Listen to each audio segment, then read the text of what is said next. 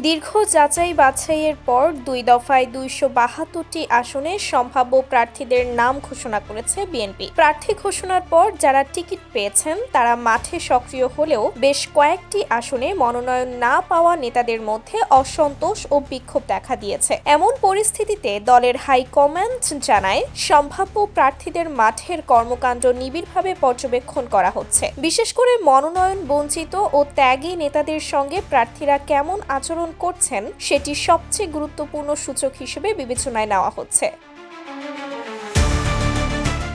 বিএনপির একটি সূত্র জানায়, ঘোষিত প্রার্থী তালিকা ঘিরে বিভিন্ন আসনে তৈরি হওয়া বিরোধ সাম্প্রতিক দিনগুলোতে আরও প্রকাশ্য হয়েছে। পরিস্থিতি নিয়ন্ত্রণে রাখতে যারা প্রার্থী হয়েছেন তাদের মাঠ পর্যায়ের কর্মকাণ্ড নিরপেক্ষভাবে যাচাই করা হচ্ছে। আনুষ্ঠানিকভাবে কেউ মন্তব্য না করলেও যাচাই শেষে প্রাথমিক প্রার্থী তালিকায় পরিবর্তন আসতে পারে বলে দলের শীর্ষ পর্যায়ের নেতারা ইঙ্গিত দিয়েছেন। মনোনয়ন পরিবর্তনের সম্ভাবনা নিয়ে প্রশ্ন করা হলে বিএনপির স্থায়ী কমিটির সদস্য আমির খসরু মাহমুদ চৌধুরী বলেন, মনোনয়ন পরিবর্তনের সম্ভাবনা খুবই কম। যেসব আসনে মনোনয়ন বঞ্চিতরা বিক্ষোভ করছেন সেখানে দল বিশেষ নজর রাখছে। বিরোধ মেটাতে দ্রুত উদ্যোগ নেওয়া হবে। তিনি আশা প্রকাশ করেন, চূড়ান্ত মনোনয়ন ঘোষণার পর সবাই দলের পক্ষে কাজ করবেন।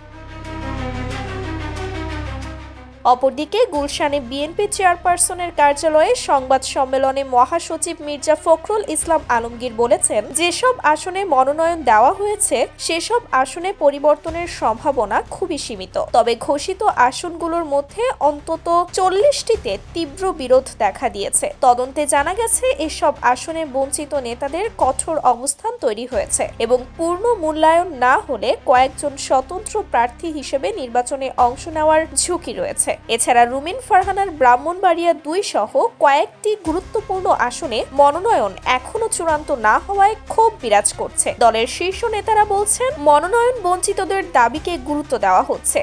একটি আসনে একাধিক যোগ্য প্রার্থী থাকায় প্রাথমিক পর্যায়ে একজনকে মনোনয়ন দেওয়া হয়েছে, বাকিরা বঞ্চিত হয়েছেন। এই বঞ্চিতদের মধ্যে অনেকেই যোগ্য। যারা মনোনয়ন পেয়েছেন তাদের দায়িত্ব হলো সবাইকে সঙ্গে নিয়ে ঐক্য গড়ে তোলা। এতে ব্যর্থ হলে দলের স্বার্থে প্রার্থী পরিবর্তনের সিদ্ধান্তও আসতে পারে। তবে যে কোনো পরিবর্তনই স্থানীয় নেতাদের মতামতের ভিত্তিতে করা হবে। Sumaiya Snigdha, daily our Bangladesh.